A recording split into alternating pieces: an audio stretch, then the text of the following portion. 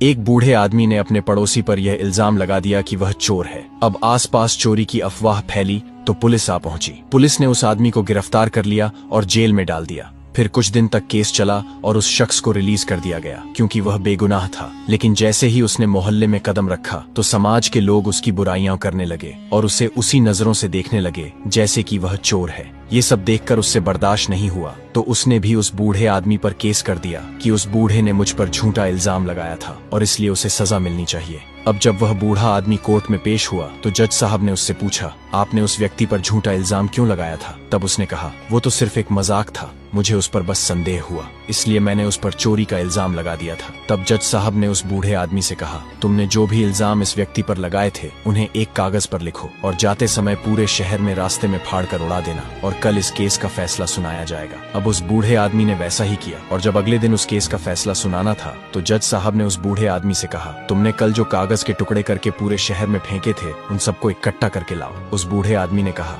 जज साहब ये कैसे संभव है? वो सारे टुकड़े तो पूरे शहर में हवाओं में उड़कर फैल गए होंगे। जज साहब ने कहा, मैं भी आपको यही समझाना चाहता हूँ, जब आप किसी शरीफ आदमी पर कोई इल्जाम लगाते हैं तो वह भी हवाओं में इसी तरह फैल जाता है और फिर इतना फैल जाता है कि उसे इकट्ठा करना मुश्किल हो जाता है। इसलिए किसी के भी कैरेक्टर पर, किसी की भी इज्जत पर हमें सोच समझकर ही इल्जाम लगाने चाहिए, क्योंकि सोच समझकर बोलना और दूसरों के सम्मान को बनाए रखना ही इंसानियत है।